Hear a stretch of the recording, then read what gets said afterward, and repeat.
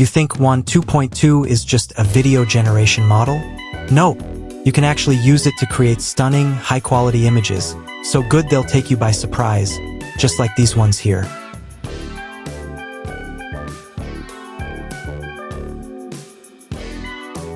Hello everyone, I'm Tai. In the previous video, I showed you how to use WAN 2.2 on your own computer to create high-quality videos completely for free. But here's something you might not know: WAN 2.2 can also generate high-quality images on par with, or even surpassing, some of today's most popular models like Flux and Qwen. So in this video, I'm going to walk you through how to build a WAN 2.2 workflow for creating stunning images, and we'll even run some side-by-side comparisons to see how it stacks up against other models. Alright, let's jump right in. First, I'm going to show you how to build an image generation workflow with the WAN 2.2 model. To do this, I'll start from the existing text-to-video workflow of WAN 2.2 and then adjust it for image generation. If you haven't seen it yet, you can check out my previous video where I showed how to run WAN 2.2 models on low VRAM GPUs while still keeping the best quality. So, let's load the workflow from Browse Templates, select Video, and then pick the WAN 2.2 text-to-video workflow.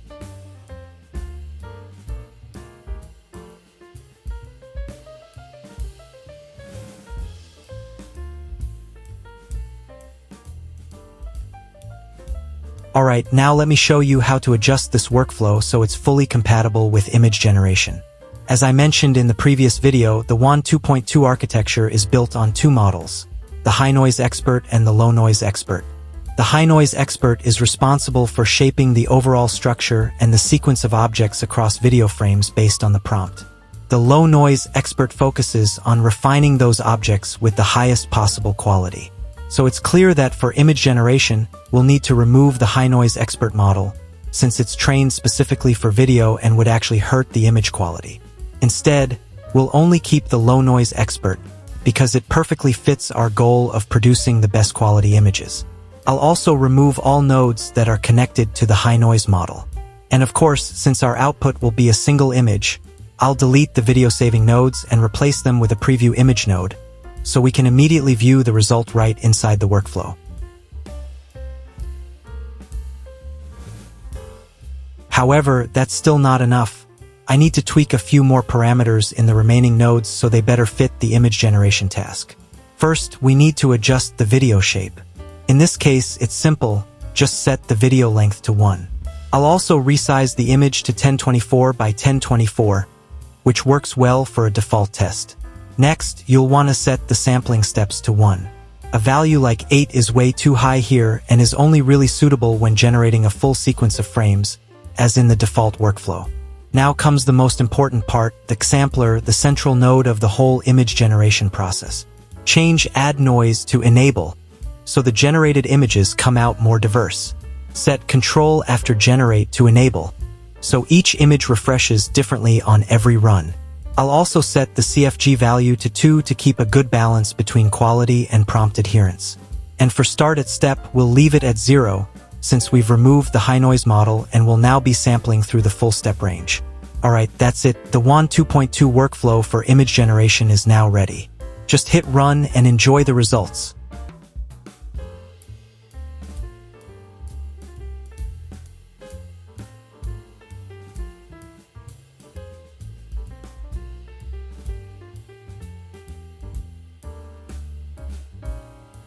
The initial results turned out just as good as I was hoping. Here we've got the generated image matching perfectly with the prompt. A close-up of a young woman smiling in the rain. The details came out clean, with no major errors or artifacts. So it looks like our first workflow is working well. We're already able to generate images with WAN 2.2 using just a few simple tweaks. Alright, now I'm going to walk you through how to apply a few techniques to optimize the workflow so the quality comes out even better and more aligned with your goals. First, let me show you a way to make the images sharper and more realistic. For example, as you can see here, while the result is already quite good, there's still an issue worth pointing out. The problem is an unnatural blur effect. You'll notice that certain areas with high detail, like the nose, teeth, or the left eye, are sharp, but other areas, like the right eye, appear blurry, and the hair is heavily blurred. This inconsistency makes the image feel less realistic and lowers the perceived quality. To check whether this is just a random occurrence, I'll try generating another image.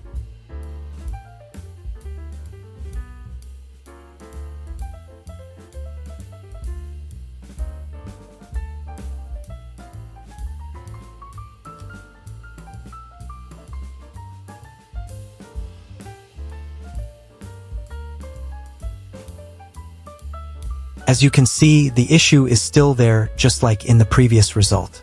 The blurred areas on the face don't really make sense. For example, the mouth area here looks blurry. The shoulders are also blurred at the same level as the background, which makes the image look quite unrealistic. So, to fix this blur problem and make the image look sharper when using the WAN 2.2 text-to-image workflow, I'll introduce you to a new technique. This involves using a different sampler and scheduler to improve the overall image quality. Specifically, here I'll be using a sampler called Res2S and a scheduler called Beta 57. To use these samplers and schedulers, you'll need to install a custom node named Res4Life. Just click on Manager, then go to Custom Nodes Manager, search for Res4Life, and install the node from there. This custom node gives you access to up to 69 different samplers, which provide better quality compared to the standard ones. You can check out all the details in the author's GitHub repository. Alright, after switching to the new sampler and scheduler, I'll show you the results and how they differ from the previous version.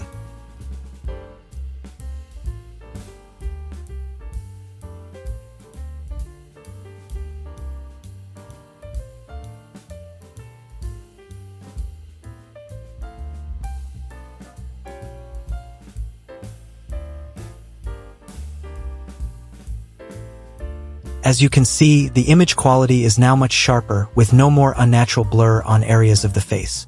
Compared to the previous result, the difference in blur levels between the two outputs is very clear. After applying the new sampler and scheduler, the result looks much more realistic and sharper, more natural and closer to a real photograph. To be fair, I'll also generate another image to see if the quality is really consistent.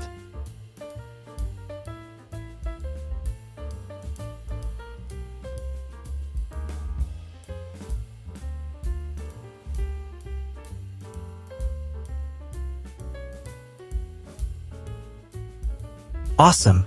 This time, I can see the image has even more detail than before. The facial features are rendered sharply, and the water droplets look very natural. The blur issue has been completely improved compared to using the old sampler and scheduler. So, after generating two images, we can clearly see that the sampler and scheduler from Res4Life deliver much better results. After refining the workflow to remove blur and make the images sharper, next I'll guide you on how to optimize GPU VRAM usage for this workflow. For example, when I run the current workflow, I need at least 23 GB of GPU RAM to make it work. So now I'll show you how to use the WAN 2.2 text-to-image workflow on computers with lower specs, like an RTX 3060 with 12 GB VRAM, while still maintaining image quality. The method is similar to what I explained in my previous WAN 2.2 video. I'll be using the quantitative model of the low noise model. If you're not familiar with this technique yet, you can check out that earlier video where I explained how it works and how to set it up. In this case, I'll use the GUF-Q4KS model. You can download it from the link I've provided here. And of course, I'll also use the Purge VRAM node to clear temporary GPU memory after sampling, which helps maximize GPU efficiency. Alright, now we've got a WAN 2.2 workflow that can run on lower VRAM GPUs like the 3060. Let's check out both the image quality and the VRAM usage after these optimizations.